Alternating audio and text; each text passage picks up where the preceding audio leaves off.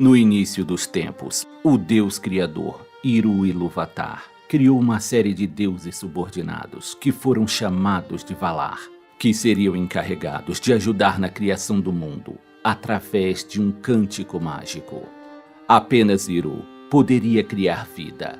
O trabalho desses deuses menores era preparar o mundo, criando as montanhas, rios e florestas para abrigar as criações mais importantes, que eram os elfos e os homens. Melkor era o mais poderoso dos Valar, mas desde o início ele sentia inveja e discordava de Iru-Ilúvatar na maneira como a criação da vida era conduzida.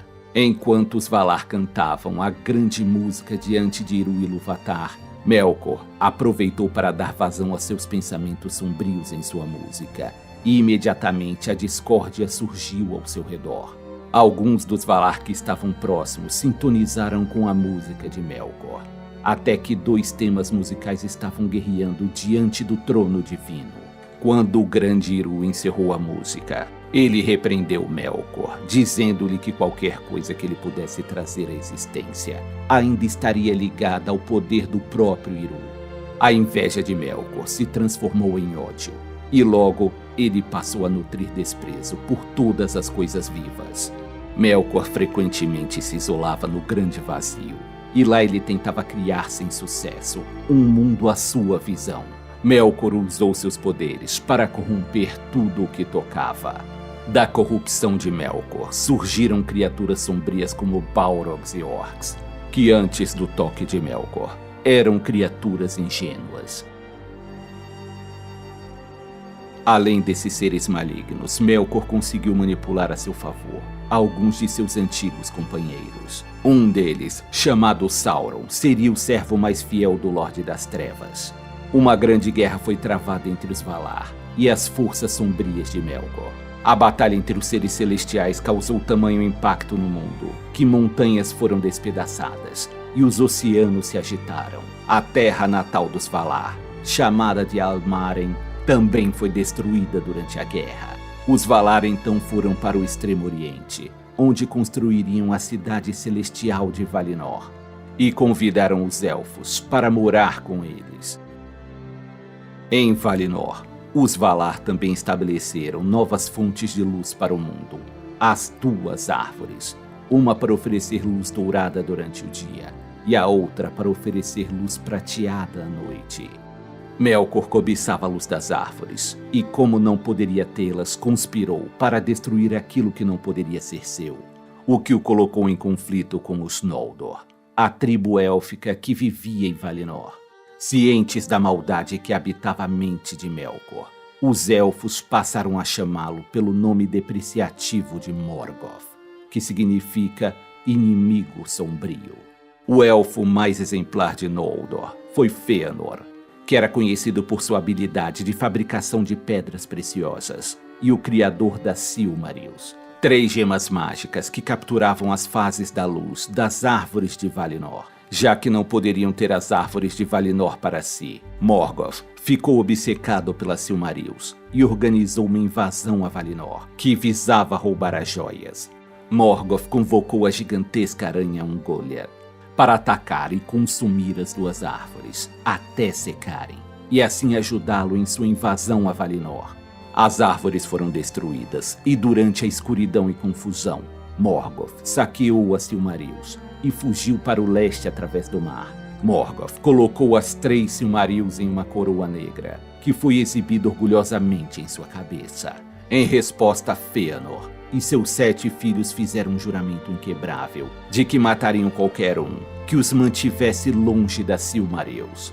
Desafiando o conselho dos Valar, Fëanor reuniu os Elfos de Noldor para perseguir Morgoth pelo mar. Seguiram-se então 6 séculos de batalhas sangrentas, traições e tragédias. O próprio Fëanor morreu vítima de ferimentos causados por Gothmog durante a chamada Batalha sob as Estrelas. A fortaleza de Morgoth, chamada de Angband, foi cercada por um grande exército de elfos de Noldor. E Morgoth foi desafiado por Fingolfin, meio-irmão de Fëanor, que o chamou para um duelo. Morgoth saiu de sua fortaleza, e seus passos soavam como trovões na terra. Ele estava vestido com uma armadura negra, trazia em sua cabeça a coroa com as Silmarils e como arma portava o Grond. O duelo foi feroz, chamas saíam da terra a cada golpe de Morgoth. Mas Fingolfin era rápido e se esquivava de cada golpe. Fingolfin feriu Morgoth 7 vezes. No entanto, embora Morgoth gritasse de angústia, ele era poderoso demais para ser morto por Fingolfin. O elfo já estava exausto do combate e foi atingido por Morgoth, caindo no solo quase desacordado. Quando Morgoth colocou o pé no pescoço de Fingolfin para quebrá-lo, o elfo ainda lhe guardava um último golpe e passou sua lâmina pelo pé do Lorde das Trevas, e o sangue de Morgoth jorrou. Enfurecido, Morgoth esmagou Fingolfin. O ferimento causado pelo elfo foi permanente, e Morgoth passaria a andar mancando devido à lesão. Após esse duelo, a Terra-média permaneceu apreensiva, temendo a fúria de Morgoth. A Guerra da Ira teve início, quando o meio-elfo Eärendil navegou para Valinor, buscando ajuda contra Morgoth. Então as forças dos Valar, juntamente com os elfos Vanyar e os Noldor, viajaram para deter o odioso inimigo. Na batalha que se seguiu, o exército de Morgoth foi quase completamente destruído, onde apenas alguns dragões, Balrogs e orcs sobreviveram. A fortaleza de Angband foi destruída, e Morgoth fugiu para o túnel mais profundo. Mas mesmo assim foi capturado pelos Valar, feito prisioneiro e trancado além dos confins do mundo, no grande vazio, para que nunca mais retornasse à Terra-média. Os Silmarils foram arrancados de sua coroa de ferro, mas foram totalmente perdidas pouco tempo depois. As mentiras que Morgoth semeou nos corações dos elfos e homens gerou uma semente que não morreu e não poderia ser destruída. Sauron, seu servo mais fiel e poderoso, permaneceu leal à memória de seu mestre e durante muitos séculos buscou trazer o caos de volta ao mundo. Mesmo derrotado e aprisionado, muitos profetizavam que um dia Morgoth retornaria, dando início a uma grande guerra que traria o fim para todas as coisas. Os orcs estão entre os mais numerosos lacaios dos senhores da escuridão da Terra-média. Eles são criaturas corrompidas, e como toda corrupção, os orcs se multiplicam facilmente se não tiverem oposição. E por isso, centenas de milhares de orcs marchavam junto às forças obscuras. A origem dos orcs é controversa, mas a mais aceita é que eles surgiram a partir dos primeiros elfos, que eram seres inocentes e ingênuos. Mas alguns deles foram sequestrados por Morgoth, o primeiro Senhor do Escuro. Estes elfos foram aprisionados e torturados, e por meio da dor e sofrimento, Morgoth corrompeu os primeiros elfos, transformando-os nas criaturas corrompidas que conhecemos. Morgoth e Sauron faziam uso dos orcs como a base de sua infantaria. Por serem muito numerosos, os orcs eram usados como se fossem descartáveis por seus mestres, pois os orcs caídos eram rapidamente substituídos por novos orcs. Além de serem usados para a guerra, os orcs também eram usados como servos ou escravos, executando tarefas extremamente degradantes, e por isso eram atribuídas aos Snaga, orcs ainda mais dispensáveis do que os orcs guerreiros. Já os Uruk-hai são as formas mais fortes e assustadoras de orcs. Tanto Sauron como o Saruman o Branco conseguiram criar exércitos de Uruk-hai. Estes orcs tinham ainda mais sede de sangue que um orc comum, e os Uruk-hai ensandecidos como berserkers eram quase imparáveis. Os orcs da Terra-média eram seres de intelecto limitado, movidos por instintos básicos e repletos de ódio pelos elfos, homens, seus mestres e por eles mesmos. Movidos por este ódio, eles trabalhavam, lutavam e tentavam sobreviver. Sauron é conhecido por muitos títulos: o Senhor dos Anéis, Lorde das Trevas, Senhor dos Lobos e Senhor do Mundo. E ainda assim, ele é considerado inominável, aquele cujo nome não deve ser pronunciado de maneira leviana. A origem de Sauron remonta aos primórdios da criação, quando o Ser Supremo, chamado de Iru-Ilúvatar, cria um grupo de criaturas espirituais conhecidas como Ainur. 14 desses Ainur se tornaram os Valar, os líderes divinos do universo. O restante dos Ainur ficou conhecido como Maia, espíritos menores, mas ainda muito poderosos. Sauron, que originalmente recebeu o nome de Mairon, fazia parte dos Maia. Ele era um ser puro e ordeiro no início, que estudou o ofício de forjar. Mas com o passar do tempo, Sauron se tornou egoísta e começou a alimentar um sentimento de insatisfação com a maneira como os outros Maia estavam conduzindo a criação do mundo. Sauron seria seduzido pelas promessas de Morgoth, que um dia já foi o mais poderoso dos Valar, mas tornou-se maligno e passou a guerrear contra seus antigos companheiros. Sauron sempre foi obcecado pela ordem e perfeição em todas as coisas, e acreditava que Morgoth seria capaz de criar um mundo totalmente perfeito, sem saber que a verdadeira intenção de Morgoth era destruir toda a criação. Uma vez convertido para o caminho das trevas, não demorou muito para Sauron subir nas fileiras do exército maligno, servindo como tenente de Morgoth. Sauron ganharia uma reputação temível durante este tempo. Sendo um ser espiritual de grande poder, Sauron pôde mudar de forma inúmeras vezes durante a Primeira Era, assumindo a forma de um lobisomem ou vampiro quando ele estava no auge de seu poder. Por fim, os Valar atacaram Morgoth e o levaram acorrentado de volta a Valinor, mas Sauron escapou e permaneceu na Terra-média. Após a Guerra da Ira e a derrota definitiva de seu mestre Morgoth, Sauron fugiu por um tempo para o leste. Seguiu-se um período de 1000 anos em que Sauron não foi visto no oeste da Terra-média. Quando o primeiro milênio da Segunda Era chegou, Sauron retornou com seus poderes renovados. Ele tomou a terra montanhosa de Mordor e lá começou a construir sua poderosa Torre Negra. Como Morgoth permanecia aprisionado nos confins do mundo, Sauron emergiu como o segundo Lorde das Trevas. Ele levantou exércitos de orcs, trolls e humanos, atraindo-os com promessas de riqueza.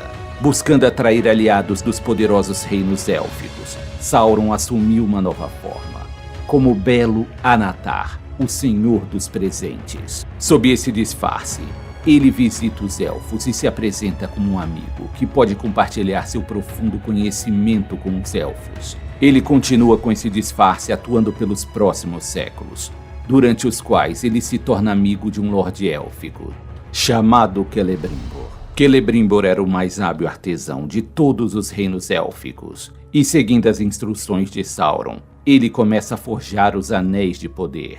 Ao todo, 19 anéis foram forjados, e neles havia poderosa magia embutida, que no momento ideal seriam ativadas por Sauron com o intuito de aprisionar as mentes de seus usuários e manipulá-los a seu favor. Uma vez que os anéis foram feitos e distribuídos aos homens, anões e elfos, Sauron secretamente criou outro anel, o Um Anel, que foi forjado na Montanha da Perdição em Mordor, e controlava os outros anéis usando magia negra. No Um Anel, Sauron escreveu a seguinte frase: um anel para todos governar, um anel para encontrá-los, um anel para todos trazer, e na escuridão aprisioná-los. Os elfos receberam 3 anéis, os mais poderosos depois do Um Anel. Aos anões foi dado 7 anéis, e aos homens Sauron deu 9 anéis. Ele acreditava que os homens eram os mais fáceis de corromper, devido à sua natureza gananciosa. Sauron tornou-se então o Senhor dos Anéis. No entanto, seu plano falhou, pois assim que ele colocou um anel em seu dedo, os elfos que estavam usando os anéis recebidos sentiram a presença maligna de Sauron sondando suas mentes e imediatamente retiraram seus anéis. Enfurecido por seu plano ter falhado, Sauron declarou guerra contra todos os reinos, dos elfos, homens e anões, e exigiu que todos os anéis de poder fossem dados a ele. Os elfos conseguiram esconder os 3 anéis mais poderosos, mas os outros 16 foram capturados por Sauron, foram destruídos ou perdidos. Os 9 reis humanos que receberam os anéis foram todos corrompidos, Eles se tornaram os Nazgûl, criaturas espectrais que seriam os maiores servos de Sauron. Sauron conseguiu derrotar muitos exércitos élficos e dominar grande parte da Terra-média. No entanto, quando parecia que ele estava prestes a destruir completamente seus inimigos, um exército de humanos chega para socorrer os elfos. Esses humanos são conhecidos como os Númenóreanos e viviam em uma ilha a oeste da Terra-média. Os exércitos combinados de homens e elfos interromperam a invasão de Sauron, que por sua vez foi feito prisioneiro e levado para a ilha de Númenor, onde permaneceu cativo. Mesmo aprisionado, Sauron ainda podia contar com sua astúcia e passou a arquitetar um plano para destruir Númenor. Em poucos anos como prisioneiro, Sauron conseguiu conquistar a confiança do rei e de muitos lordes de Númenor, prometendo-lhes a imortalidade se esses montassem uma frota e um grande exército para atacar Valinor, a antiga terra sagrada dos Valar no oeste. Inspirados pelo desejo de atingir a imortalidade, os humanos de Númenor cometeram a blasfêmia de partir para atacar Valinor. Foi quando o deus criador Ilúvatar afundou tanto a frota dos Númenóreanos quanto a ilha de Númenor. Sauron é pego na catástrofe e seu corpo físico é completamente destruído, o que o fez perder permanentemente a capacidade de mudar de forma. Mesmo sem seu corpo físico, o espírito de Sauron consegue retornar para a Terra-média. Enfraquecido por suas atividades e pela criação do Um Anel, Sauron fugiu de volta para Mordor, onde construiu um novo corpo e recuperou suas forças. No entanto, antes mesmo de recobrar grande parte de seu poder, Sauron tomou conhecimento de que alguns sobreviventes dos Númenóreanos vieram para a Terra-média e estabeleceram os reinos de Arnor e Gondor. Temendo que esses novos reinos humanos se fortalecessem, Sauron liderou uma guerra contra eles. Os exilados Númenóreanos responderam formando a última aliança de elfos e homens, unindo-se ao rei élfico Gil-galad. Durante esta guerra, o próprio Sauron lutou e matou sozinho o rei humano Elendil e Gil-galad. Mas o filho de Elendil, que se chamava Isildur, pegou a espada quebrada de seu pai e cortou um anel da mão de Sauron. Como o anel continha grande parte do poder e da própria alma de Sauron, ele perdeu seu corpo assim que ele foi retirado de sua mão.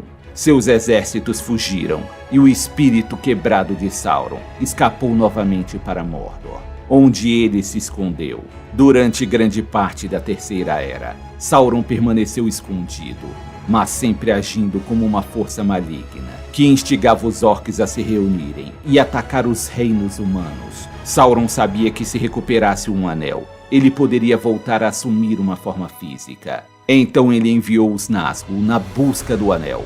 Para a infelicidade de Sauron, um anel acabou chegando até as mãos de um pequeno ser chamado Frodo Bolseiro, um hobbit do condado, que havia herdado o anel de seu tio Bilbo Bolseiro. Após atravessar muitas aventuras e dificuldades, Frodo consegue chegar até a Montanha da Perdição. Um anel então foi jogado na lava incandescente do vulcão, onde finalmente foi destruído. Sentindo sua fonte de poder ser destruída, a sombra de Sauron ergueu-se como uma enorme nuvem escura no céu, com sua mão direita erguida como se quisesse esmagar o mundo em seu último suspiro. No entanto, um grande vento soprou e a nuvem foi dissipada. Assim Sauron foi totalmente derrotado e desapareceu em definitivo da Terra-média. Os Nazgûl, também conhecidos como os Espectros do Anel, estão entre os seres mais assustadores da Terra-média. Com seus gritos aterrorizantes, eles fazem o coração de homens, elfos e anões tremerem. Estes poderosos cavaleiros negros eram os servos mais leais de Sauron. Estes espectros eram invisíveis aos olhos. Somente era possível ver seus mantos negros e suas armaduras de prata que cobriam os Nazgûl. Mas os Nazgûl nem sempre foram assim. Durante a Segunda Era, eles foram 9 reis entre os homens, mas eles seriam seduzidos pelos anéis de poder, com a promessa de riqueza, prestígio, glória e, é claro, muito poder. De início, as promessas pareciam estar sendo cumpridas, mas os homens portadores dos Anéis de Poder foram enganados por Sauron, que por meio do Um Anel passou a controlar os portadores dos Anéis de Poder dos homens. Eles se tornaram espectros do Anel e passaram a servir aos desejos de Sauron, e ficariam conhecidos como seus mais terríveis servos e seus tenentes no campo de batalha. Os Nazgûl eram liderados pelo Rei Bruxo de Angmar, o mais poderoso dos Nazgûl. Ele era conhecedor de magias das trevas e também era um guerreiro formidável. E com sua arma terrível, ele abatia inimigos às dezenas. Sobre sua besta alada, ele dominava os céus. Os Nazgûl não podiam ser mortos por homens portadores de armas normais, mas eles também tinham suas fraquezas. Eles evitavam o fogo e a água, e por serem ligados às trevas, também podiam ser repelidos pela luz. Eles portavam punhais amaldiçoados, chamados de Lâminas de Morgul. Aqueles feridos por esta arma sofreriam um destino terrível se não fossem tratados a tempo. Eles se tornariam espectros amaldiçoados, assim como os Nazgûl.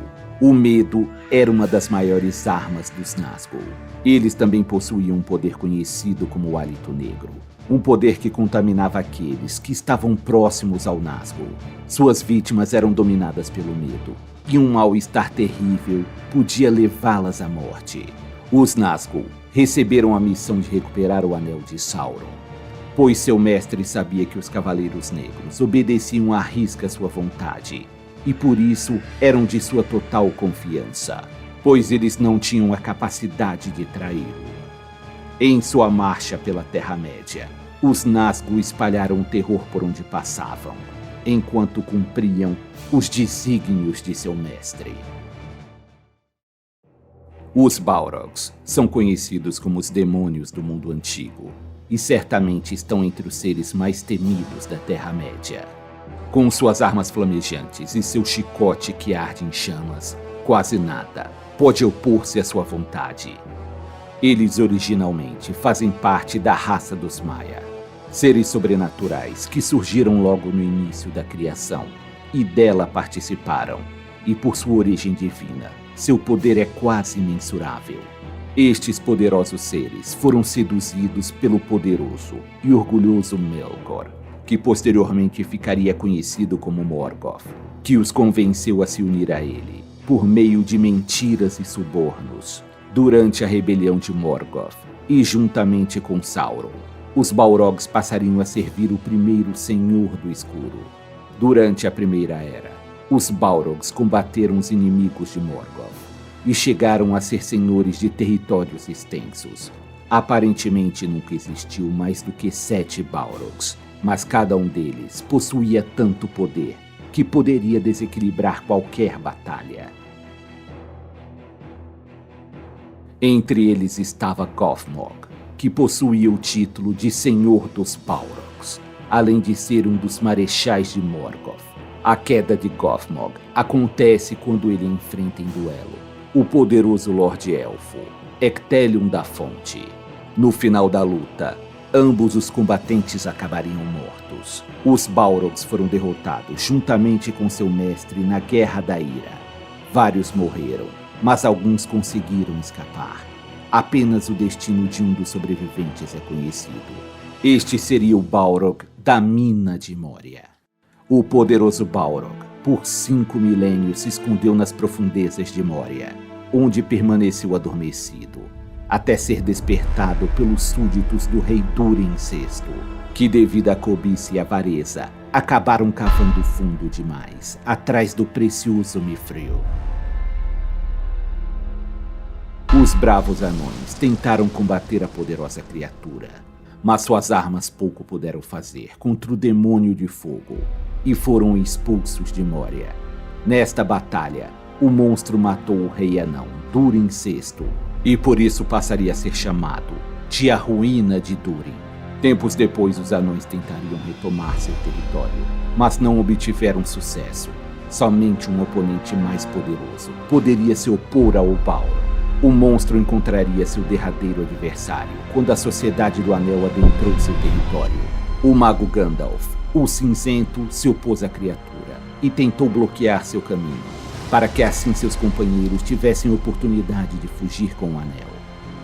O Balrog e Gandalf lutaram por dias e noites em um duelo épico. No final, o Balrog acabaria morto, assim como Gandalf, o Cinzento, mas o mago retornaria à vida como Gandalf o Branco, aquele que derrotou o poderoso Balrog.